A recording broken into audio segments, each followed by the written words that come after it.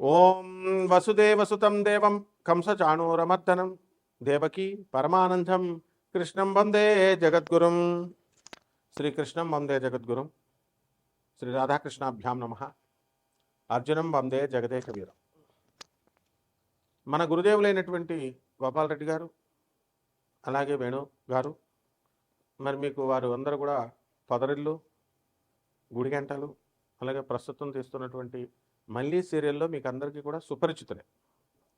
అలాగే మన ఛానల్ నడుపుతున్నటువంటి చంద్రమౌళి గారు, మరి దత్తాత్రేయ గారు, వీరందరూ కూడా మీ అందరికీ కూడా ఉగాది పరాభవనామ సంవత్సర శుభాకాంక్షలు తెలియజేస్తున్నారు.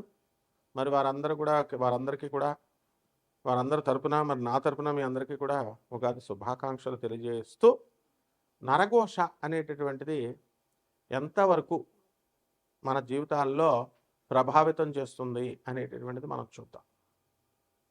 ఒక ఫిజిక్స్లో మరి ఒక ప్రొఫెసర్గా మనం నరఘోషలు, ఈ యొక్క నరదిష్టులు, చేతబళ్ళు అనేటటువంటి వాటిని మనం ప్రోత్సహించాం.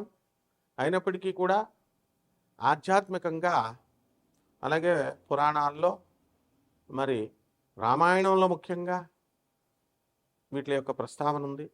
మైరావణుడు, ఈ యొక్క రావణాసురుడి యొక్క సోదరుడు, రామలక్ష్మణులు ఇద్దరిని తీసుకుపోయి పాతాళ లోకంలో చిన్న బొమ్మలుగా చేసి మరి వాళ్ళని బంధించి వాళ్ళిద్దరినీ కూడా పాతాళ లోకంలో నిర్బంధిస్తాడు. తర్వాత ఆంజనేయ స్వామి వారు వెళ్ళి మైరావణుని వధించి తన కొడుకైనటువంటి మకరధ్వజుడు సహాయంతో ద్వారకలో మనకి గుజరాత్లో ఉంది. మరి అక్కడి నుంచి ఇద్దరు పాతాళ లోకానికి వెళ్తాడు స్వామివారు. అది బెర్ముడా ట్రయాంగల్ అనేటటువంటిది మీరు విన్నారు. అట్లాంటిక్ మహాసముద్రంలో ఉంటుంది. ఫ్లోరిడా తర్వాత ఈ యొక్క బెర్ముడా అనేటటువంటి ఈ యొక్క అట్లాంటిక్ మహాసముద్రంలో ఆ దేశాల మధ్యలో అత్యంత గురుత్వాకర్షణ శక్తి ఉన్నటువంటి ప్రాంతం అది.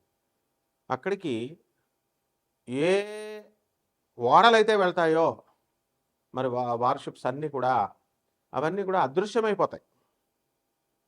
ఈ విధంగా జరుగుతున్నటువంటిది ఈ 20th సెంచరీలో కూడా మనకి ఏమిటిది అని చెప్పి దీనిపైన ఇండియన్ గవర్నమెంట్ ఒక కమిషన్ వేస్తుంది. ఇదేమిటో ఒక ఆశ్చర్యకరమైనటువంటి సంఘటన. వెళ్ళిన షిప్పులు మాయమైపోతున్నాయి. అసలు దాని గురించి మళ్ళీ పరిశోధన చేయడానికి వెళ్ళిన షిప్ కూడా తిరిగి రాలేదు. వాట్ ఈస్ దిస్ అని చెప్పినప్పుడు ఆ ప్రాంతం మీద జరిగినటువంటి రీసెర్చ్లో ఏం తెలిసిందంటే, అక్కడ గురుత్వాకర్షణ శక్తి చాలా అధికంగా ఉంటుంది. అక్కడ మ్యాగ్నెటిక్ నార్త్ పోల్ను చూపించదు కంపాస్, ఒరిజినల్ నార్త్ పోల్ను చూపిస్తుంది. వేవ్స్ కూడా ఎలా ఉంటాయంటే భయంకరంగా ఉంటాయి.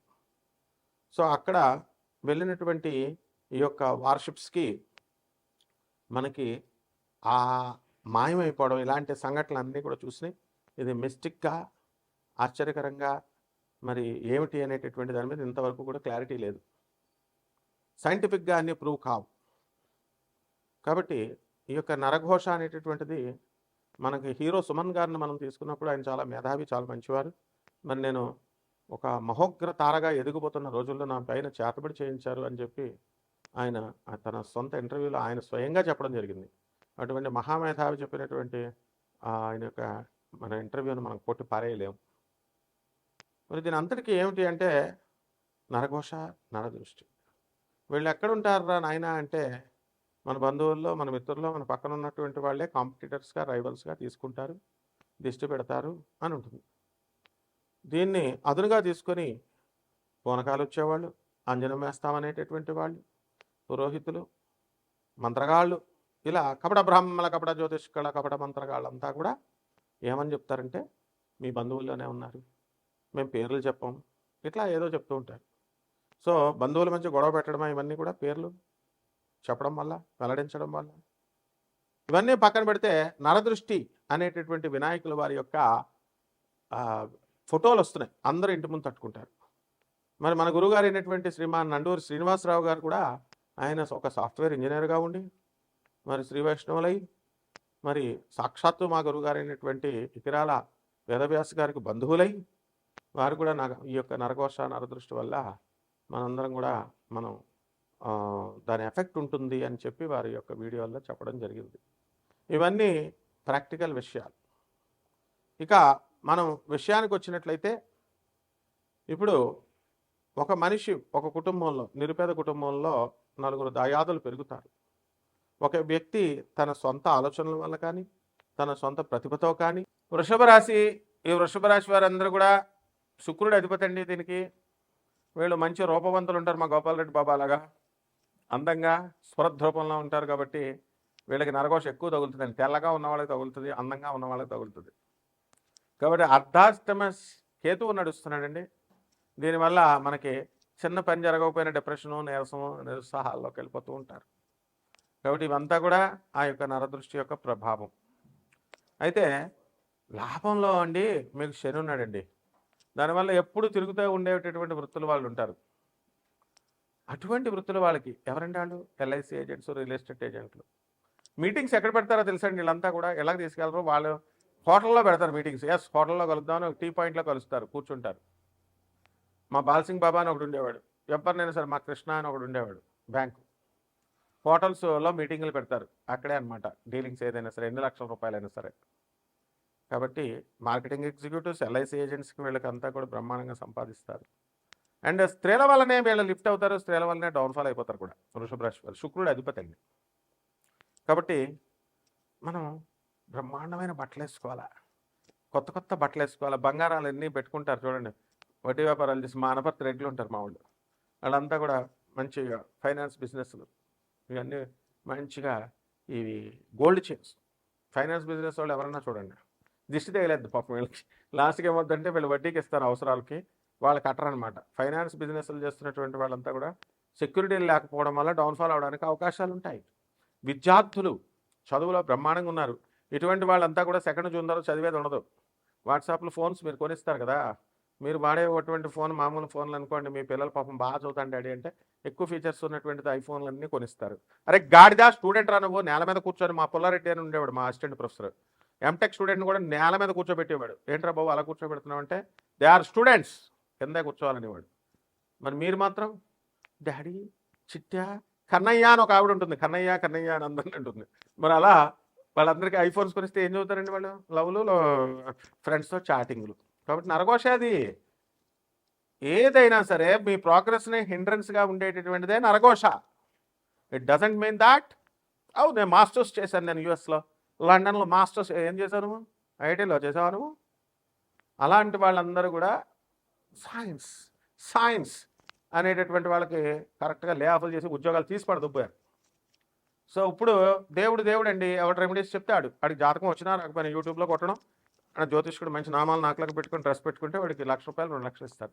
బట్ అనాథ పిల్లలకి ఏమంటే ₹100 మనకు చేతికి రావు, సాధువులకు ఏమంటే ₹50 చేతికి రావు. వాళ్ళ డబ్బుతో మీరంతా కార్లు కొనుక్కున్నారు. జూబ్లీహిల్స్ చెక్ పోస్ట్ దగ్గర చూడండి, పేదవాళ్ళు వచ్చి తుడుస్తుంటే ఏపా అంటుంటారు. వాళ్ళంతా వాళ్ళ డబ్బుతోనే రా, మీ అందరికీ కూడా డబ్బులు వచ్చినాయి, లోన్స్ వచ్చినాయి, విల్లాలు కొనుక్కున్నారు, కార్లు 5 సంవత్సరాల్లో లోన్లు తీరుస్తున్నారు. అటువంటి పేదవాళ్ళకి ఎంత ధైర్యం అంటే మీరు చీపో అంటారు మీరు. కాబట్టి ఇలా అనేటటువంటి వాళ్ళంతా కూడా శని బిగిచ్చేస్తాడనమాట. పారాలసిస్ ఇలాంటివన్నీ వ్యాధులు ఎందుకు వస్తాయి అనుకుంటున్నారు? పెద్ద పెద్ద డానులు చూశాను నేను, పెద్ద పెద్ద సైట్లని కబ్జాలు చేసినటువంటి వాళ్ళు లాస్ట్ పారాలసిస్ ఇలా చెయ్యేలా పెట్టి. సో శనీశ్వరుడు అంత గొప్పవాడు. అటువంటి శనీశ్వరుడు ఈ వృషభ రాశి వారికి చాలా మంచిగా హెల్ప్ చేస్తాడు. కాబట్టి మీ అందరూ కూడా వృషభ రాశి వాళ్ళందరూ కూడా అద్భుతంగా మీరు దాన ధర్మాలు ఇవన్నిట్లో చేసుకోండి. అవినీతి పనులు ఇవన్నీ పర్మనెంట్ కాదు. మీ బాడీ అంతా 60 సంవత్సరాలతో ఇసిరి అవతల పడేస్తాడు శనీశ్వరుడు. Your body is not your own. నాది బాడీ అని పెర్ఫ్యూమ్స్ కొట్టుకోవడం కాదు, ఇసిరి అవతల పడేస్తాడు. మీ పిల్లలంతా కూడా బయట పడేస్తారు సార్ బాడీని, ఇంట్లో కూడా ఉండేవారు, ఎందుకని ఇల్లు సంవత్సరం ఖాళీ చేసేయాలి కాబట్టి. So this is the reality చెప్పాడు యథార్థవాది, లోక విరోధి అంటారు కదా. మనల్ని ఎంత లోక విరోధం అనుకున్నా మనం యథార్థమే చెప్తాం. కాబట్టి వృషభ రాశి వారికి బ్రహ్మాండంగా ఉంది. ఈ సంవత్సరం అంతా కూడా తిరుగులేదు. మీకు దాన ధర్మాలు చేసుకుంటే కనుక మీకు కోరుకున్న చోట్లకి ట్రాన్స్ఫర్లు వస్తాయి, ఉద్యోగాల్లో ప్రమోషన్స్ వస్తాయి. సినిమా వాళ్ళు మంచిగా బ్రహ్మాండంగా సక్సెస్ అవుతారు, మీడియా రంగంలో ఉన్న వాళ్ళకి ప్రమోషన్స్ వస్తాయి. ఇక చిన్న రెమెడీస్ ఏం చేస్తామండి చెప్పండి? దేవతా వృక్షాన్ని పూజ చేయడం, పువ్వులు దొరుకుతాయి, పక్కింటి వాళ్ళు పువ్వులు కోసేయడం. మనం పువ్వులు కొంటే ₹100 కోసేసి దొంగ పువ్వులతో దేవుడికి పూజలు చేయడం. ఇవి కాకుండా మనం సొంతంగా ఓనర్ కూడా 4 పువ్వులు ఉంచాం. పువ్వులు కొయ్యండి, చక్కగా సూర్యనారాయణమూర్తికి పూజ చేసుకోండి. 1.5 కిలో గోధుమల్ని పసుపు రంగు లేదా ఆరెంజ్ రంగు వస్త్రాన్ని ఇచ్చి పేద బ్రాహ్మణుడికి దానం చేసుకోండి. చంద్రగుప్త మౌర్యలాగా అయిపోతారు. రావి చెట్టుకి ప్రదక్షిణాలు చేసుకుంటూ ఓం సూర్యాయ నమః అంటూ చేసుకోండి. శుభం.